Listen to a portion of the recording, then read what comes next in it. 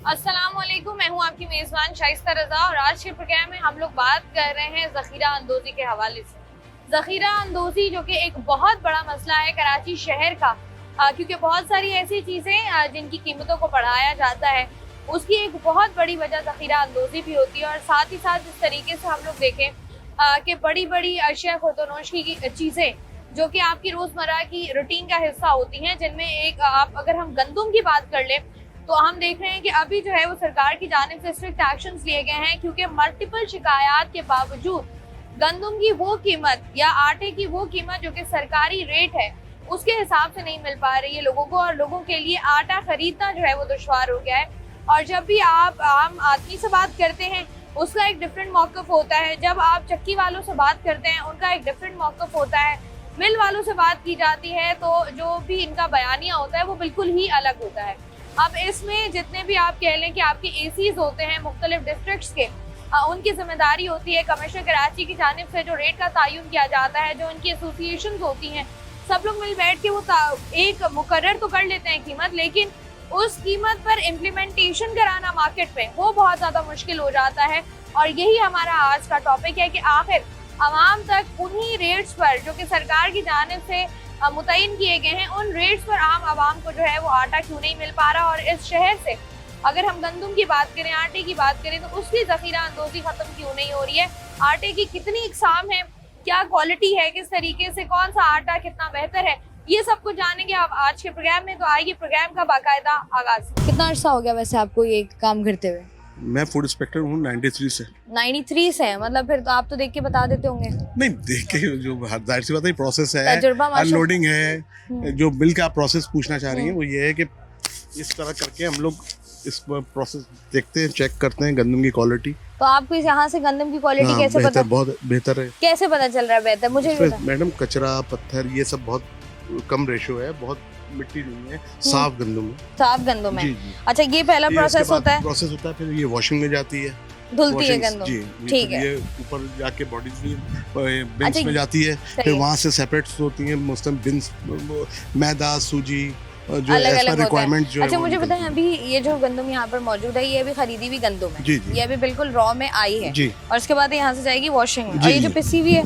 ये पिसी भी नहीं है, अच्छा, ये मुझे दिख रही है, ये तो गंदम है। यही अभी वॉश पे जाएगी, वॉश के बाद प्रोसेस होगी, फिर बिन्स में जाएगी, उसके बाद जो है इसको प्रोडक्शन रूम में आएगी, और उसके बाद फिर उसका आटा जो है वो बनेगा, मैदा बनेगा, सूजी बनेगी, मुख्तलिफ चीज़ें। अच्छा, जैसे हम गंदम की आप बात कर रहे हैं कि गंदम जो है ये बिल्कुल सही है जी, तो अगर गंदम में कोई इशू हो कैसे पता चलता है? क्या क्या मसाइल गंदम में हो सकते हैं? ज़्यादातर इशू ये होता है कि काली हो जाती है, मौसम बरसात की वजह से कहीं पे अगर ज़्यादा डिले रखी रहे, या कोई ऐसा पानी लग जाए उसको, या कोई इस तरह का कीड़ा लग जाए, या फ्यूमिगेशन होती है उसकी, तो ये सब प्रोसेस होने के बाद वो गंदम सही रहती है। अगर नया कराया जाए ये सारी, अगर इसकी फ्यूमिगेट ना करवाया जाए उसको, तो उसमें कीड़ा लग सकता है। तो अल्लाह का शुक्र है ये गंदम जो भाई बाहर नजर आ रही है बहुत साफ सुथरी गंदम है। ठीक है जी, यहाँ से ज़रा आगे बढ़ते हैं। हुमायूं साहब, मुझे एक बात बताइएगा, अभी जैसे हम बात कर रहे हैं बरसात का मौसम है, बारिश हो जाती है, तो ये गंदम सही रहेगी? देखिए, अभी तो तकरीबन आप देख सकते हैं कि हमने शेड के नीचे रखा हुआ है, लेकिन इसके साथ साथ हमारे पास इसके साथ साथ तरपाल होती हैं जो इसको हम कवर कर लेते हैं। बाकी ये साथ साथ में हम चला भी रहते हैं, लेकिन शेड और तरपाल काफी है, क्योंकि पानी जब जमीन पे गिरेगा तो गंदम तो ये पड़ेगी। नहीं, ये साथ साथ में ये, क्योंकि अभी आप आए हैं तो काम भी चल रहा है, अभी उन्होंने रोक दिया अनलोडिंग ना, तो ये डेली शाम को क्लीन हो जाती है यहाँ पे। बिल्कुल जगह सही है। तो आप कह रहे हैं कि बरसात की तैयारी पूरी है? बरसात की तैयारी तो तकरीबन अल्हम्दुलिल्लाह पूरी है, कोशिश तो करते हैं, बाकी देखें अल्लाह के काम है, उसमें तो कुछ नहीं कर सकते। ऐसे ही। अच्छा, यहाँ से अब अगर गंदम धुलती है, जी जी, वॉश होती है, उसके बाद कहाँ जाती है? किसी और यूनिट में जाती है? नहीं, ये यहाँ से इस तरीके से, यहाँ से ऊपर पूरा प्लांट लगा हुआ है, तो उसमें जाती है, वहाँ पे वॉशिंग होती है, देन इसको क्लीन करते हैं, साफ करने के बाद ये फिर वापस अपना प्रोसेस के लिए चले प्लांट तक जा सकते हैं हम? हाँ जी, प्लांट तक जा सकते हैं अभी तो बंद हुई भी, अगर आप प्लांट भी नहीं देख सकते हम? देख लें, अगर आपने देखना तो कोई मसला नहीं। बात हो रही है गंदम के प्रोसेस की, और जैसे हम बता रहे थे कि गंदम जो है जब वो आती है उसके बाद जो है वॉशिंग में जाती है, और इस वक्त मेरे पीछे जो आप प्लांट देख रहे हैं ये वही एक यूनिट है। यहाँ पर किस तरीके से काम होता है हम जानते हैं, किस तरीके से सारा प्रोसेस होता है? ये जब गंदम की गाड़ियाँ उतरती हैं नीचे, तो हम हाई प्रेशर के थ्रू इनको ऊपर खींचते हैं। ये देखिए लगा रहे हैं, ठीक है। यहाँ से गंदम जाती है, यहाँ से गिरती है, ये टोंटियाँ वगैरह लगी हुई हैं, अच्छा, ये इनके जो through। लगी हुई है हाँ यहाँ जी। से गंदम नीचे गिरती है जी, और उसके बिल्कुल। बाद इसके बाद ये घूमता है, इसको धोता है बिल्कुल गंदम को ना अच्छी तरह। ठीक है। उसके बाद ये बने हुए हैं हौदे, यहाँ हम स्टोर करते हैं। आ जाए, ये देखिए, ये खुश्क गंदम का हौदा स्टोर किया हुआ हमने। ठीक है। अच्छा, ये स्टोरेज है। हाँ, स्टोरेज है। ठीक है। और ये देखें, ये हौदा है, यहाँ वाश होके यहाँ गिरेगी। ठीक है, और ये इसके नीचे बाद- जाएगी। हाँ, नीचे जाएगी। हम्म। वो लगे हुए हाई प्रेशर। अच्छा, यहाँ से जी अगर हम आगे बढ़े तो ये जो हमें इस वक्त नजर आ रहा है, इसके बारे में जरा बताइएगा कि ये क्या है। ये मेन प्रोसेस है, ऐसे समझे। ये हाई ठीक है। प्रेशर के थ्रू आटे को खींच के जहाँ जाना है उसने वहीं फेंक रहा होता है। इसके बाद नीचे वाला प्रोसेस है, उस बॉडीज बनी अच्छा, हुई है। वहाँ से धुलने के बाद, स्टोर होने के बाद फिर ये मेन प्रोसेस है और उसके बाद जो है थ्रू प्रेशर जहाँ जहाँ पर आपने वो हौदे बने हुए ठीक हैं, है। उसके बाद जाएगा बॉडीज में, नीचे ठीक जो है। बॉडीज लगी हुई ठीक है। उसके बाद वो हाई आटा बनेगा, ऊपर बने हुए हैं शिफ्टर्स, ठीक है। वो छानते हैं गंदम को। जो ठीक है। आटा होता है बारीक होता है, मुख्तलिफ क्वालिटीज होती हैं, वो छान के अलग कर देता है। यहाँ से फिर हाई प्रेशर के थ्रू दोबारा प्रोसेस होता है इनको, ये हवा के थ्रू खींच रहा होता ठीक है। है। उसके बाद जाके नीचे जो हम पैकिंग कर रहे हैं। ठीक हो गया जी। अच्छा, यहाँ से अब नीचे चलते हैं क्योंकि हम आपको प्रोसेस बता रहे हैं किस तरीके से होता है। उसके बाद यहाँ से जरा नीचे चल के नीचे वाले फ्लोर पे क्या होता है वो बताते हैं, क्योंकि मेरे ख्याल से 3rd या 4th फ्लोर है। ये 4th फ्लोर है। 4th फ्लोर है। वॉशिंग है। अब 4th फ्लोर पे वॉशिंग और बाकी प्रोसेस होते हैं। उसके बाद जरा नीचे 3rd फ्लोर है, वहाँ पर भी जाके देखते हैं कि वहाँ पर क्या है और आटा जो फाइनल स्टेज में हम तक पहुँचता है वो किस तरीके से पहुँचता है, उससे पहले की जो एफर्ट्स होती हैं वो क्या होती हैं, वो हम दिखा रहे हैं आपको।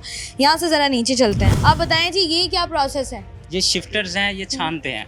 ठीक है। जैसे हम घर में अक्सर छानते हैं ना आटा वगैरह, ये भी आटा आता है, उसको छान के मैदे को अलग करते हैं, सूजी को अलग करते हैं, आटा अलग करते हैं, चोकर इसमें जो निकलता है उसको अलग कर देते हैं। ये इनका मेन प्रोसेस यही है। अच्छा, जैसे हम देखते हैं कि फाइन आटा होता है, जी। जो वाइट आटा जिसको हम कहते हैं, जो अमूमी तौर पे पराठे वगैरह हमें होटलों में मिल रहे होते हैं, बिल्कुल। वो, और जो चक्की का आटा होता है जिसको हम ब्राउन आटा कहते हैं, ये भी एक ही मशीन के थ्रू ही बनता है और अलग अलग होता है या उसके लिए डिफरेंट प्रोसेस है। जी जी, यही मशीनरी उसको अलग करती है।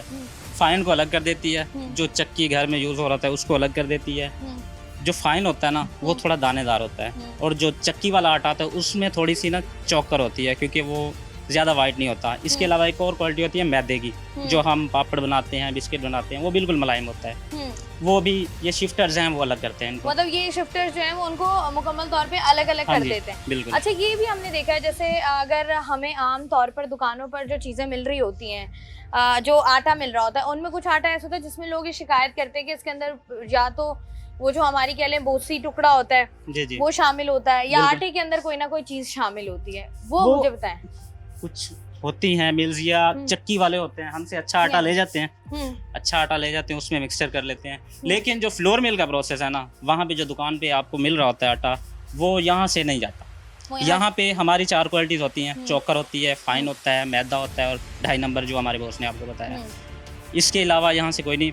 हाँ, जो चोकर होता है वो जो दुकानदार होते हैं, अगर क्वालिटी ख़राब, थोड़ी सी परसेंटेज का हिसाब होता है ना, आगे पीछे करनी हो तो वो आटा डिम हो जाता है। इस वजह से वो दुकानदार भी शिकायत कर रहा था, यार ये रोटी जल रही है, आटा ख़राब है, ये सारी परसेंटेज का प्रोसेस है। ठीक हो गया जी। ये है प्रोसेस जो हम आपको दिखा रहे थे कि किस तरीके से जो है फाइनल स्टेज तक आटा जो है वो पहुंचता है। और ये जो शिफ्टर्स आपको नज़र आ रहे हैं, इसमें मुख्तलिफ किस्म की अशिया जो कि हम नॉर्मल डेज में इस्तेमाल कर रहे होते हैं, जिनमें सूजी शामिल है, मैदा शामिल है, साथ ही साथ आटे की बहुत सारी इकसाम होती हैं जो हम इस्तेमाल कर रहे होते हैं। उन सबको जो है वो यहाँ पर अलग अलग किया जाता है, और अलग अलग करने के बाद फिर होती है इसकी पैकेजिंग। तो पैकेजिंग का भी अलग कोई प्रोसेस यूनिट लगा हुआ है या हाथ से करते हैं? अलग पाइप्स बने होते हैं। ठीक है।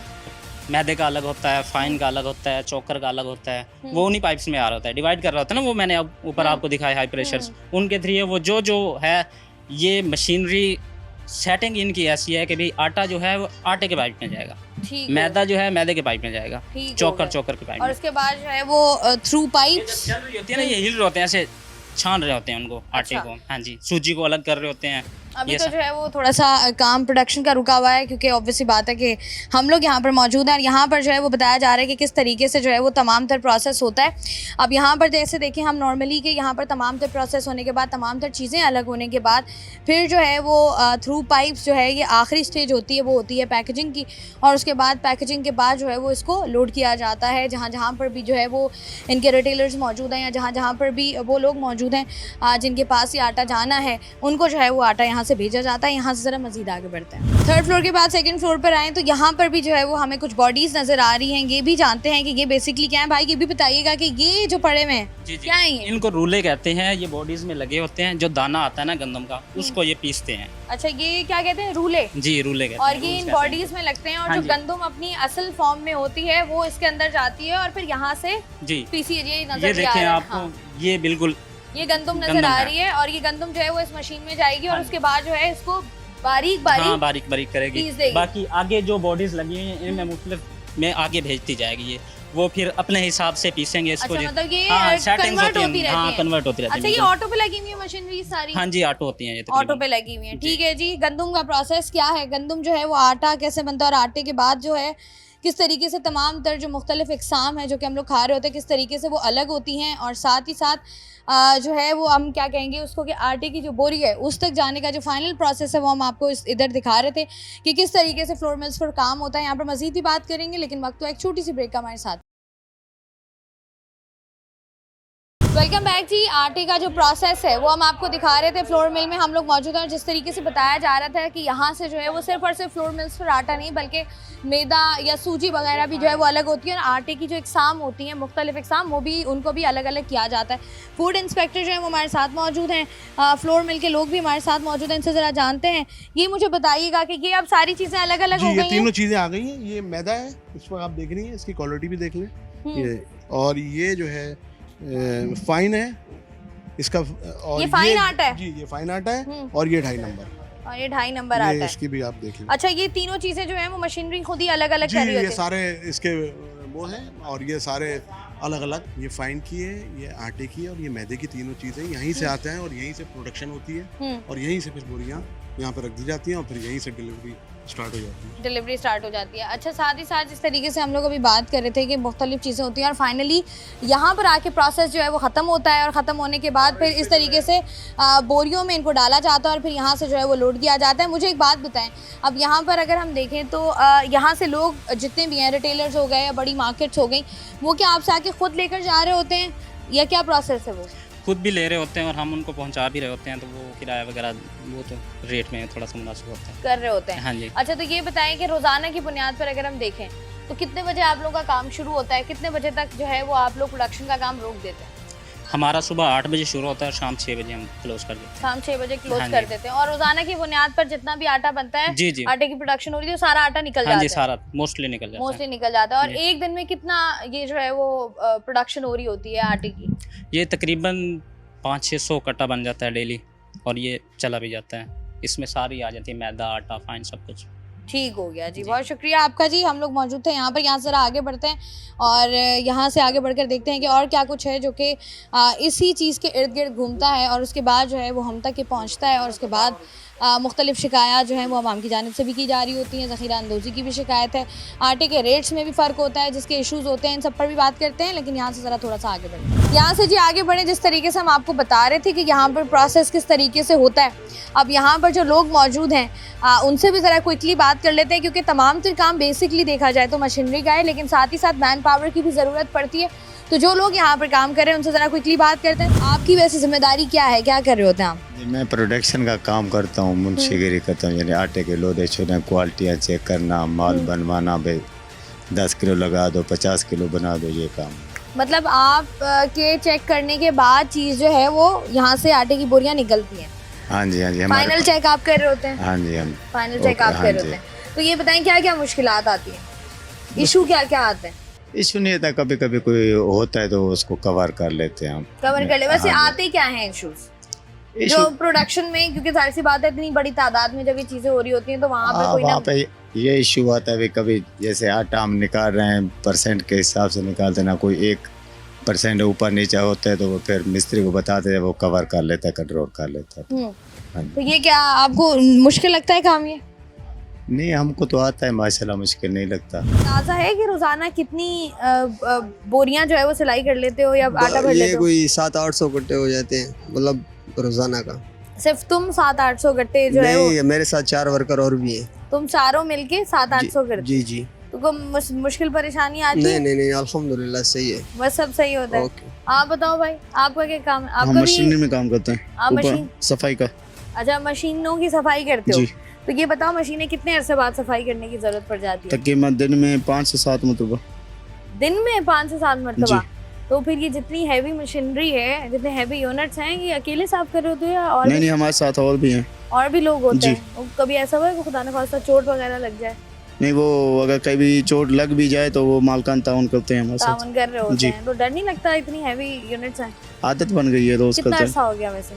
तकरीबन यहाँ तो मुझे 1 महीना हुआ है। अभी 1 महीना हुआ है, लेकिन जी। काम यही करते हो? जी जी। यहाँ पर जी हम लोग मौजूद थे आज के प्रोग्राम में, ख़ास तौर पर फ्लोर मिल में, क्योंकि ऑब्वियस ही बात है कि फ्लोर मिल्स को अगर देखा जाए, जिस मुख्तलिफ प्रोसीजर्स होते हैं जिनको जो है वो फॉलो किया जाता है, और साथ ही साथ हर चीज़ आप कहीं पर भी चले जाएं, वहाँ पर एक मुख्तलिफ तरीके, मुख्तलिफ ज़ाविये से काम हो रहा होता है।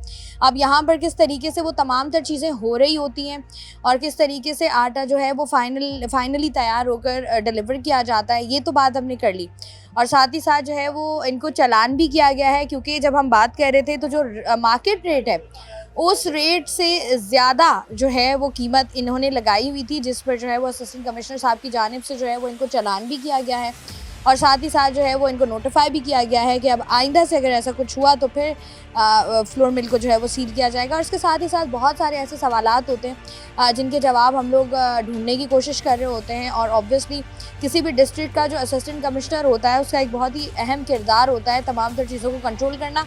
और सबसे मेजर सवाल यही होता है कि जो प्राइसिंग कंट्रोल वाले लोग हैं हमारे, ये कहाँ पर हैं जिनसे ये चीज़ नहीं हो पा रही कि जो सरकारी रेट पर चीज़ मिल रही है वही जो है वो आवाम तक उन्हीं रेट्स पर वो चीज़ मिल जाए, उन तक पहुँच जाए। आखिर ये क्यों नहीं हो पा रहा? और भी बहुत सारे सवाल हैं जिनके जवाब उनसे लेने की कोशिश करेंगे, लेकिन यहाँ पर वक्त तो एक छोटी सी ब्रेक का हमारे साथ रही।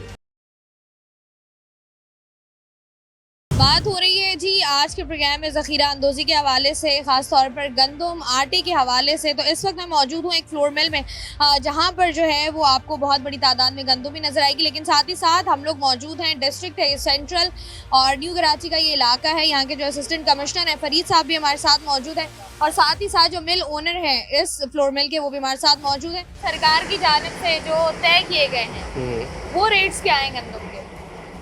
गंदम के जो है वो तो खैर अभी हमें नॉलेज में नहीं है मेरे, क्योंकि मैं खुद तकरीबन 2 वीक के बाद आ रहा हूँ। लेकिन ये है कि जो प्राइवेट सेक्टर में जो ओपन मार्केट चल रही है वो आज का रेट तकरीबन समझ लें 12,000 के करीब है। 12,000 के करीब है। और आटे की बोरी का जो आप कह लें रेट है वो क्या है कि आपने जब यहाँ से आटे की थैलियाँ या बोरियाँ निकालनी है वो किस रेट पर निकालनी है? आपने मार्केट वालों को किस रेट पर देनी है? देखिए, हमारा एसोसिएशन जो है वो रेट अनाउंस करती है, तो हम उसी के साथ चल रहे थे।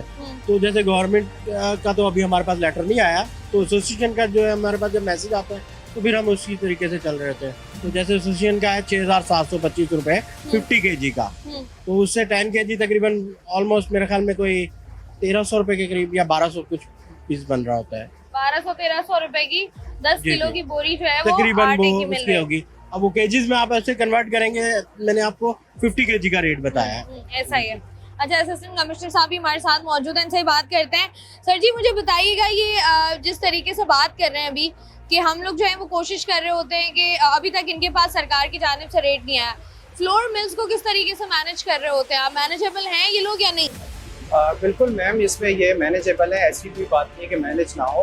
अब चूंकि कल से हमें डायरेक्शंस मिले हैं फ्लोर मिल्स जितने भी आटा चक्की उन पे हमने जाके विजिट करना है, बट अमूमन हम अपने रूटीन में भी इनके पास आते हैं। जो सबसे मेजर हमारा इशू है वो है होर्डिंग का, जहाँ पे ये जो है अपने पास से होर्डिंग करते हैं, जिस वजह से मार्केट में रेट काफ़ी ज़्यादा ऊपर चला जाता है। तो चूंकि मेरे पास न्यू कराची में इस वक्त एक ही फ्लोर मिल है, इसके पास हम हमेशा आते हैं। मैं, मेरे साथ जो है फूड डिपार्टमेंट के DFC साहब हैं, उनके इंस्पेक्टर्स हैं, हम आके विजिट्स करते हैं इनके पास, हम इनके लेजर्स और स्टॉक सारा कुछ चेक करते हैं।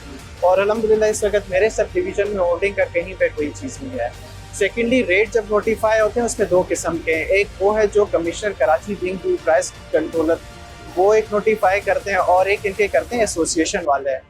जो गवर्नमेंट की तरफ से रेट आती है फिर वी आर बाउंड कि हम उस रेट पे इनको ले आएँ। अच्छा, जो गवर्नमेंट की जानिब से रेट आते हैं, मुश्किलात वहाँ होती हैं कि उस रेट पर आवाम को नहीं मिलता, तो ये जो एक आप कह लें फ़र्क है, कम्युनिकेशन गैप है, ये इसकी वजह क्या है? देखिए मैम, इसमें 2 चीज़ें पॉसिबिलिटी है। एक तो ये कि एक पूरा प्रोसेस है, जैसे कि अभी हमायूं साहब ने आपसे जिक्र की, वो यहाँ पे एक पूरा एक प्रोसेस चला रहे हैं। जब इसको ये सेल आउट करते हैं, जिस रेट पे ये बाहर दे रहे हैं, आज भी जिस रेट पे मैंने इनसे पूछा है, इन्होंने जो है गवर्नमेंट रेट्स पे तो इन्होंने नहीं किया है, थोड़ी सी है उसमें, बट गवर्नमेंट रेट पे नहीं है। अच्छा हुमायूं साहब ये बताएंगे, गवर्नमेंट रेट किसी भी चीज का निकालती है, कभी भी उस रेट पर सामान आवाम तक नहीं पहुंचता है, मतलब क्या दुश्मनी है सरकार से कि जो सरकार ने रेट दे दिया है, पसंद नहीं आता, समझ नहीं आती, या बस बगावत ही करनी है? नहीं, ऐसा नहीं है। क्योंकि मैं कोई सियासतदान तो हूँ नहीं, इसलिए आपको वैसा जवाब भी नहीं दे सकता, लेकिन ये सरकार भी अपनी तरफ से कोशिश कर रही है। लेकिन ये जाहिर सी बात है, मार्केट कभी किसी के हाथ में नहीं है, ना सरकार के हाथ में है ना हम लोगों के हाथ में। ये तो डिमांड एंड सप्लाई का गेम है सारा, ठीक है। अगर इस साल अगर देखिए कुदरती आपका वेदर इस तरीके का रहा है कि आपकी पैदावार होनी चाहिए थी वो नहीं हो पाई, तो जाहिर सी बात है उसका इम्पैक्ट तो आएगा ना आपके ऊपर, तो उससे तो नहीं हम कर सकते। अगर आपका इम्पैक्ट आएगा तो डेफिनेटली। तो ये बात आप क्यों नहीं समझाते इन लोगों को, जब रेट तय हो रहे होते हैं तो बताएं कि वेदर ऐसा नहीं था इसलिए रेट वो नहीं हो सकते जो आप कह रहे हैं। देखिए इसके ऊपर हमारे जो एसोसिएशन के चेयरमैन साहब हैं, आमिर साहब हैं, दूसरे अपना, तो वो सारे टीम के साथ बात कर रहे होते हैं और तकरीबन इनके साथ मशवरा करके फिर ही रेट अनाउंस होते हैं। फिर ही रेट अनाउंस होते हैं। अच्छा बरी साहब, अभी आपने देखा है, आपको लग रहा है यहाँ पर कोई जखीरा अंदोजी वाला एलिमेंट है? नहीं मैम, इनके पास नहीं है, क्योंकि जो इनके पास कैपेसिटी है, इससे पहले जो ऑफिस में हम बैठे थे आपने देखा, जो इनसे मैंने क्वेश्चंस पूछे, और इसके बाद हमारे पास जो फूड डिपार्टमेंट के डीएफसी साहब भी हैं, इंस्पेक्टर्स भी हैं, वो भी डेली रिपोर्ट इनिशिएट करते हैं, तो उसके मुताबिक इनके पास इस वक्त होर्डिंग नहीं हो रही है।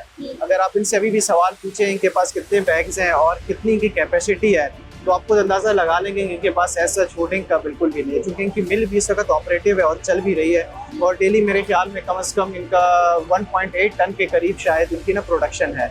तो आप इनके बैग्स देखें जो इनके पास इस वक्त पड़े हैं, they are not more than मेरे ख्याल में 18,000 या 2,000 के करीब ही इनके पास, 18,000 या 20,000 के करीब ही इनके पास बैग्स होंगे। इन केस अगर इनके पास इस वक्त 1 लाख के करीब होते हैं या 80,000 के करीब होते हैं, तो इस वक्त हम इसको सील भी करते और ये सारा इम्पाउंड करके हम इसको यहाँ पे जमा करा देते। चूँकि इनके पास इस वक्त नहीं है, तो हम इनको जो है बाकी जो क्वालिटी है, क्वांटिटी है, वो हम चेक कर लेंगे, प्राइस पे चेक कर लेंगे, जहाँ पे अगर इनकी कहीं से गलती होगी तो एज पर लॉ हम इनको चालान भी कर सकते हैं और हम इनको गाइड।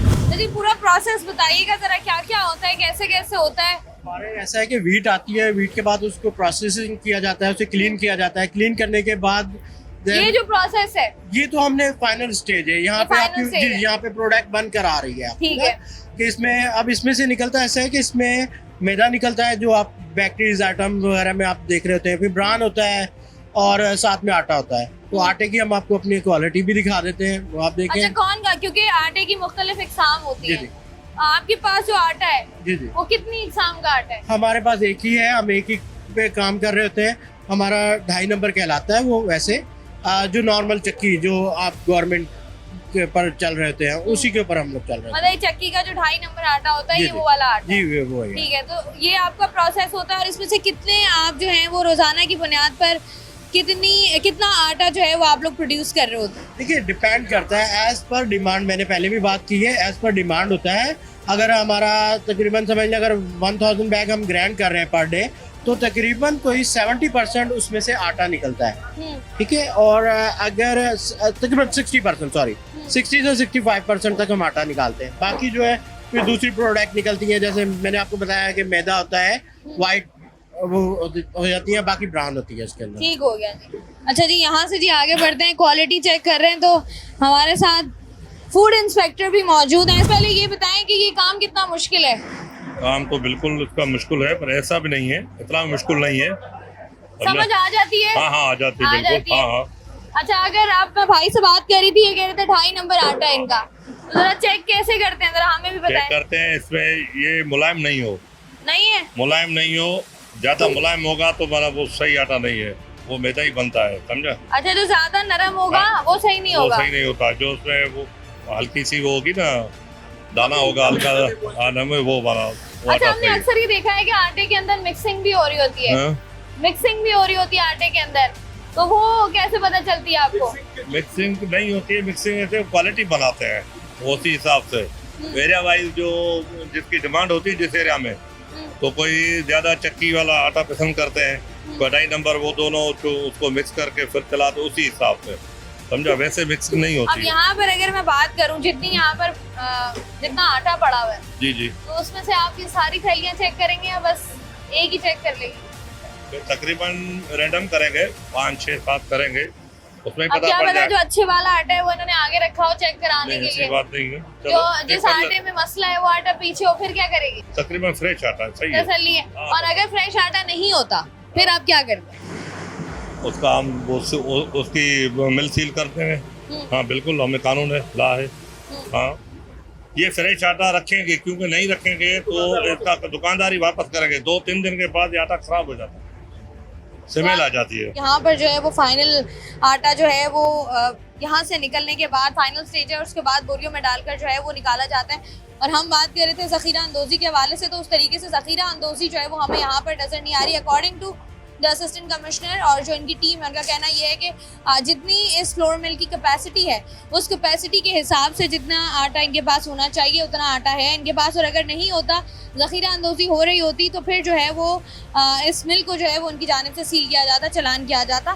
साथ ही साथ अगर हम बात करें नॉर्मली इनकी क्वालिटी की, तो फूड इंस्पेक्टर भी हमारे साथ मौजूद है। उनका कहना यही है कि आटा जो है वो फ्रेश आटा है और उसकी क्वालिटी जो है वो अभी तक बिल्कुल ठीक है। आज के प्रोग्राम में जी हम लोग बात कर रहे हैं फ्लोर मिल्स के हवाले से, साथ ही साथ ज़ख़ीरा अंदोज़ी जितने भी हमारे आप कह लें कि गंदम आटा है उसकी क्वालिटी के हवाले से। लेकिन यहाँ पर वक्त तो एक छोटी सी ब्रेक हमारे साथ है। वेलकम बैक जी। आज के प्रोग्राम में हम लोग बात कर रहे हैं फ्लोर मिल्स के हवाले से, आटे की ज़ख़ीरा अंदोज़ी के हवाले से, और साथ ही साथ जिस तरीके से प्राइस जो है वो कंट्रोल नहीं हो पा रहे हैं, इस हवाले से बात हो रही है। फ्लोर मिल में हम लोग मौजूद थे, लेकिन इस वक्त मेरे साथ बात करने के लिए मौजूद हैं assistant commissioner captain retired Farid साहब, जो कि डिस्ट्रिक्ट सेंट्रल के असिस्टेंट कमिश्नर हैं। इस हवाले से वो किस तरीके से जो है वो निपट रहे हैं और किस तरीके से चीज़ों को जो है वो कंट्रोल किया जा रहा है, और जो आम पब्लिक के सवालात हैं उनके जवाब उनसे लेने की कोशिश करते हैं। तो आइए उनको वेलकम करते हैं। हम देख रहे हैं कि ये गंदम का इशू जो है वो 2-3 महीनों में 2 दफ़ा रेज़ हो चुका है। अब सबसे पहले तो अगर हम प्राइस कंट्रोल की बात करें तो ये हम देख रहे हैं कि यहाँ पर एक लैकिंग आ रही है कि प्राइस कंट्रोल हो नहीं पा रहा, जो रेट मुकर्रर किए जाते हैं उन रेट पर जो है वो आवाम को वो चीज़ नहीं मिलती। What's the reason behind it? देखिए मैम, सबसे पहले फॉर पास्ट 3 मंथ्स जो कल हमारी मीटिंग हुई है, CS साहब ने चेयर किया, उसमें हमें जो डायरेक्शंस मिले हैं उसमें तो ये था, सबसे पहले वीट पे और आटे पे हमने कंट्रोल करना है। सेकेंडली 3 महीनों में रेट्स काफ़ी ज़्यादा ऊपर गए, इसमें कोई शक नहीं है। बट इसमें आप एक चीज़ देखें, जो डेली के हिसाब से कमिश्नर कराची उनके ऑफिस से जो प्राइस लिस्ट जो है हमें मिलते हैं उस पर हम पूरी कार्रवाई करते हैं। उसमें काफ़ी मरतबा हमने काफ़ी जगहों पे हम फ्लोर मिल्स पे भी गए हैं, हम आटा चक्कियों पे भी गए हैं, वहाँ पे हमने कुछ सील्स भी किए हैं और हम उनको चालान भी करते हैं। तो हम काफ़ी हद तक इसको हम कंट्रोल कर चुके हैं। अच्छा फरीद साहब, लोग आम पब्लिक जो है वो शिकायत भी करती है कि जो छोटी चक्की हैं, छोटे दुकानदार हैं, वो हमेशा ये कहते हैं कि लोग आते हैं यहाँ पर रेट हो जाता है, लेकिन जिन प्राइसेस पर हमें कहा जाता है बेचने का, हम उनमें बेच नहीं पाते क्योंकि हमें पीछे से चीज़ महंगी मिल रही है। अब ये पीछे से जो उनको महंगी मिलती है हर चीज़, ये पीछे कहाँ पर है इस आटे का? और दूसरा ये कि जब ये आप प्राइस कंट्रोल कर रहे होते हैं, कि अमूमी तौर पे हमारा ये सवाल होता है कि एसोसिएशंस जिनका ये काम है वो और सरकार, ये सारे अगर एक साथ बैठे उनके मसाइल सुने, वो आपको बताएं कि हमें यहाँ पर मुश्किलात होती हैं और इस रेट पर हम बेच सकते हैं, इस रेट पर हम नहीं बेच सकते, तो कोई एक मिड रेट निकाला जाए जो दोनों के लिए फ़ायदेमंद हो। वो क्यों नहीं हो पाता? ना गंदम में, ना फ्रूट्स में, ना सब्जियों में, ना गोश्त पे, कहीं नहीं हो पाता, क्यों? देखिए मैम, इसमें सबसे पहली बात यह है कि सीइंग इज़ बिलीविंग। जैसे आपकी टीम हमारे साथ भी, हम जिस फ्लोर मिल पे गए थे और हमने उनको चालान भी कर दिया था, जो हमने वहाँ पे उनके सामने बैठ के हमने कैलकुलेशन निकाली थी, उसमें उन्होंने बड़े माइनर से उन्होंने प्राइस ऊपर कर दिए थे, बट फिर भी हमने उनको चालान कर दिया था। आप देखिए, एक तो चीज़ उनको भी सस्ते में मिल रही है, ज़ाहिर उनके अपने प्रोडक्शन कॉस्ट भी होंगे, बट इवन दो उसके बाद भी रेट उन्होंने काफ़ी ऊपर कर दिया, जो उनको नहीं करना चाहिए था। तो लाइक वाइज जब हम छोटे चक्कियों पे या किसी भी ग्रॉसरी शॉप पे जाते हैं तो ये बहुत इजीली दूसरे को ब्लेम करते हैं। तो ब्लेम करने की वजह से आम लोगों में यही तासुर है कि मिल वाले महंगे दे रहे हैं या जो ट्रेडर्स हैं वो महंगे दे रहे हैं। ऐसा कुछ भी नहीं है, कहीं कभार ऊपर नीचे हो जाता है, ज़ाहिर है ये सप्लाई एंड डिमांड का एक पूरा निज़ाम है, तो रेट्स ऊपर नीचे हो जाते हैं, बट ये सिर्फ एक दूसरे को ब्लेम करते हैं ताकि मुनाफाखोरी करें, और हम तो बिल्कुल इस चीज़ को हम एक्सेप्ट ही नहीं करते हैं। अच्छा, एक हो गई मुनाफाखोरी, दूसरा हो गई ज़ख़ीरा अंदोज़ी। ये कंट्रोल करना कराची जैसे शहर में बहुत मुश्किल है, इस पर आप क्या कर रहे हैं? क्योंकि ज़ख़ीरा अंदोज़ी हम देख रहे हैं जगह जगह हो रही है, मुनाफाखोरी तो पूरे पाकिस्तान में है, तो यहाँ पर आप लोग किस तरीके से कंट्रोल कर रहे हैं? देखिए मैम, जो अभी हमारे पास जो कमेटी बनी हुई है उसमें डिस्ट्रिक्ट एडमिनिस्ट्रेशन है, डिस्ट्रिक्ट पुलिस है, हमारे पास इंटेलिजेंस के इदारे हैं और हमारे अपने लोकल रिसोर्सेज और सोर्सेज भी हैं जिनसे हम जो है इंफॉर्मेशन लेते हैं। कहीं पे भी हमें लगे कि यहाँ पे ये ज़ख़ीरा अंदोज़ी कर रहे हैं, वहाँ पे हम छापा मारते हैं और एज़ पर लॉ पे हम उसको डिस्पोज ऑफ करते हैं। अच्छा, अगर कहीं पर जो है वो हमें लगे कि ज़ख़ीरा अंदोज़ी हो रही है, आप लोगों को लगे, क्या आप लोगों का एक प्रॉपर प्लान होता है? किसके तहत चलते हैं? कितना चालान होता है? वो प्रोसेस ज़रा बताइए। देखिए मैडम, एज़ पर लॉ उसमें ये है कि जो कहीं पे भी अगर हमें फ़ील हो कि इन्होंने ज़ख़ीरा अंदोज़ी की है, हम वो सारा इम्पाउंड कर देते हैं और फूड डिपार्टमेंट में चूँकि उनके DFC भी हैं, इंस्पेक्टर्स भी हैं, वो फर्दर उस पर जो है वो एक्शन ले लेते हैं, काम कर लेते हैं।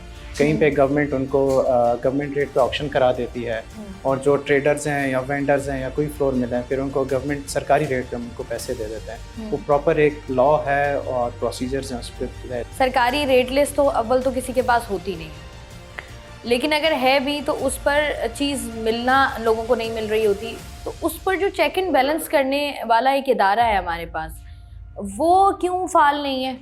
वो क्यों अपना काम नहीं करता? क्योंकि कभी भी ऐसा नहीं हुआ, अगर असिस्टेंट कमिश्नर या कोई भी आप लोगों की कोई टीम है, वो अगर किसी एरिया में जाएगी, जितनी देर आप वहाँ पर रहेंगे उतनी देर लोगों को चीज़ सस्ती मिल जाएगी। जैसे ही आप चले जाएंगे, आवाम से वो डबल ट्रिपल करके वापस ले लिया जाएगा।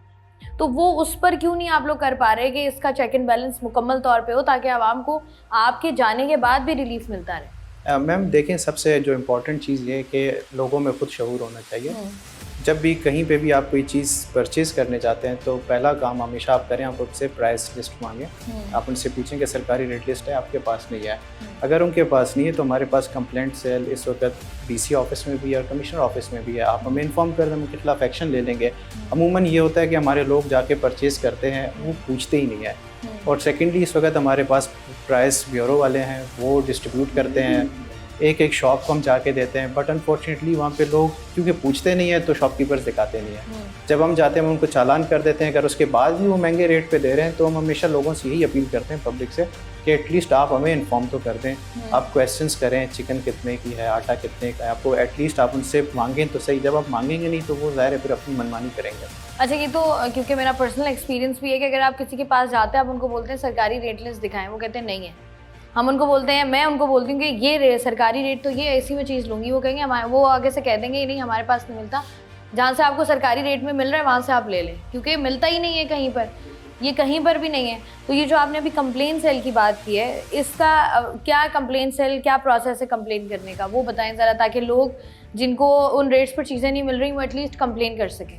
देखिए मैम, इस वक्त DC सेंट्रल के ऑफिस में एक पब्लिक फैसिलिटेशन सेल है जो हम हर तरह के कंप्लेंट्स वहाँ पे एक्सेप्ट करते हैं। इसके अलावा कमिश्नर कराची का पोर्टल है, वहाँ पे आप लॉगिन करके आपके डेली के हिसाब से अगर आपके 1000 ऑफ कंप्लेंट्स हैं आप उसमें लॉन्च करें, वो हमें फॉरवर्ड हो जाते हैं, हम उसके ऊपर एक्शन ले लेते हैं। तो बड़ा फॉर्मल सा, बड़ा इजी तरीका है। अगर आप इन पर्सन भी आना चाहते हैं तो आप इन पर्सन भी आ जाएं। हम अमूमन जब भी जाते हैं प्राइस चेकिंग करते हैं तो हम लोगों से यही रिक्वेस्ट करते हैं कि आप एटलीस्ट ये 2-4 डिमांड जहाँ आप उनसे पूछें।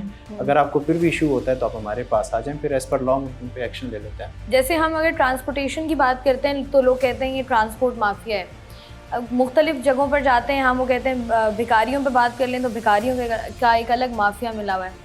फ्लोर मिल्स मालिकान के बारे में भी यही कहा जाता है अमूमी तौर पर कि ये भी एक बहुत बड़ा माफिया है। इस पर हाथ डालने में सरकार को मुश्किल होती है, कन्विंस करने में मुश्किल होती है। आप मुझे बताएं कि ऐसा है?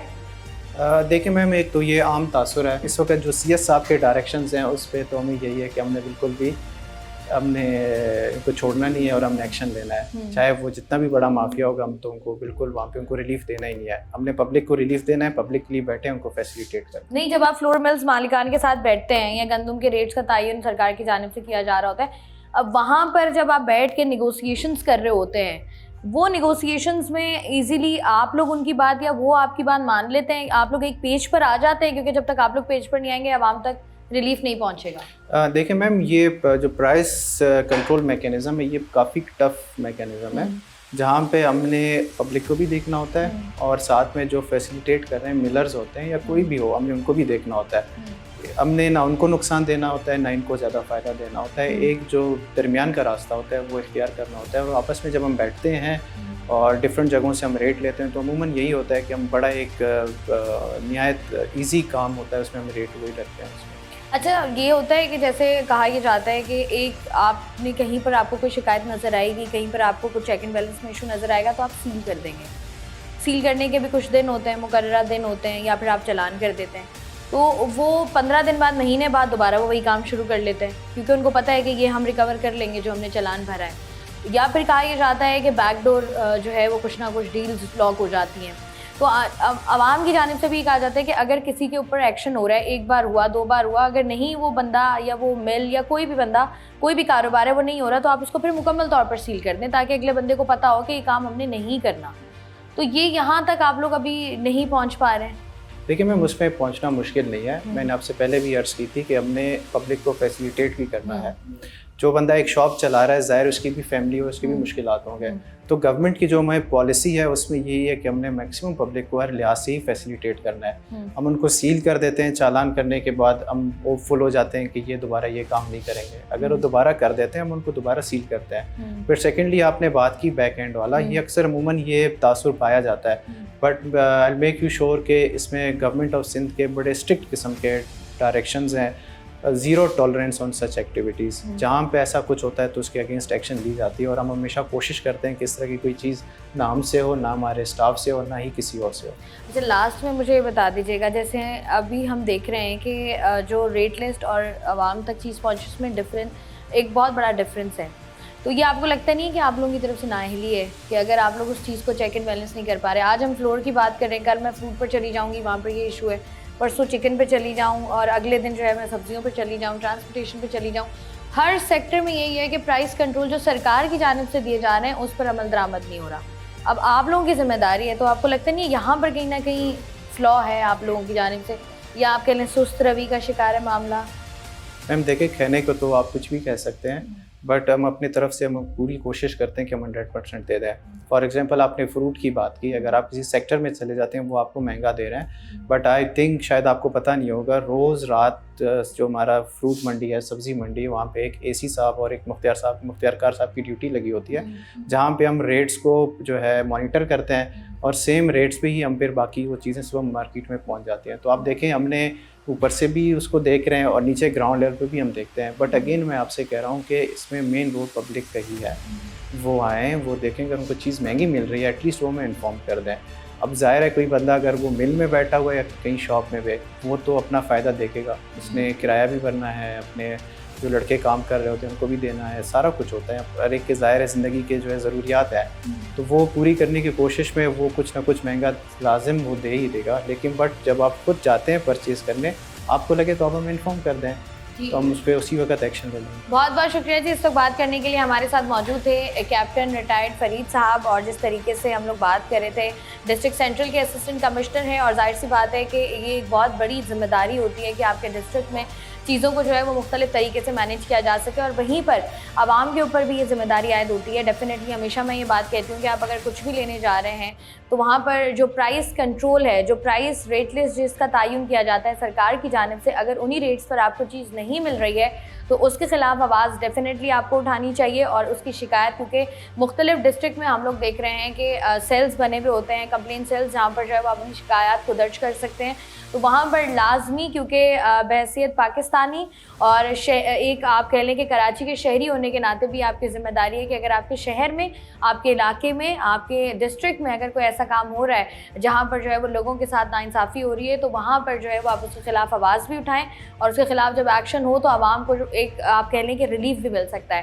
साथ ही साथ हम देख रहे हैं कि गंदम के साथ और आटे की कीमतों के साथ जिस तरीके से जो है वो उतार चढ़ाव चलता आ रहा है, उसके खिलाफ सरकार की जानिब से एक्शंस तो लिए गए हैं, लेकिन ज़ख़ीरा अंदोज़ी और मुनाफाखोरी ये दोनों एक ऐसी चीज़ें हैं जिसकी लपेट में हमारा पूरा शहर है, और अगर ज़ख़ीरा अंदोज़ी से निजात मिल जाए तो फिर जो है वो कीमतें कम हो सकती हैं, आवाम तक वो रिलीफ पहुंच सकता है जो सरकार आवाम को देना चाहती है। इसी उम्मीद के साथ कि ये जो एक्शंस लिए गए हैं, ये जो चीज़ें पास ऑन की गई हैं, ये चीज़ें जो हैं वो बेहतर तरीके से through different departs, concern departs जिनकी ये जिम्मेदारी है, उन तक ये चीज़ें वो सही तरीके से करेंगे और आवाम तक वो रिलीफ पहुंचेगा। और साथ ही साथ हमेशा मैं ये बात करती हूँ कि बहुत ही भारी जिम्मेदारी होती है, क्योंकि सरकार की जानिब से जिन रेट्स का तयन किया जाता है, जब आपने एक डिपार्ट बनाया है, उसका एक कंसर्न डिपार्ट है, एक इदारा है, और उस इदारे का काम ही ये है कि चीज़ें जो है वो आवाम को उन रेट्स पर मिल रही हैं या नहीं, ये देखना आपकी ज़िम्मेदारी है। तो वो इदारा उस तरीके से फ़ाल क्यों नहीं है, अपना किरदार क्यों नहीं अदा कर पा रहा है, ये एक सवाल है। इनके खिलाफ भी एक्शन होना चाहिए। अब यहाँ पर हम लोग आज के प्रोग्राम में मौजूद थे एक फ्लोर मिल में, जहाँ पर हमने देखा कि क्या प्रोसेस है, किस तरीके से यहाँ पर चीज़ें होती हैं और किस तरीके से आवाम तक जो है वो आटे की बोरी पहुँचती है। और अब आटे की जो कीमत सरकार की जानिब से जिसका तयन किया जा रहा है उसी कीमत पर पहुँचे, और अगर आप तक नहीं पहुँच रही है तो आप इस बात को जो है वो देखें और इस बात के खिलाफ आवाज़ उठाएं, ताकि जो है वो कल को किसी और का नुकसान ना हो सके। इसी उम्मीद के साथ कि तमाम तर चीज़ें बेहतर होंगी, आज के प्रोग्राम का इख्तिताम करते हैं। मैं हूँ आपकी मेज़बान शाइस्ता रज़ा। प्रोग्राम से मुझे दें इजाज़त, अपना रखिएगा ख्याल। अल्लाह हाफ़िज़।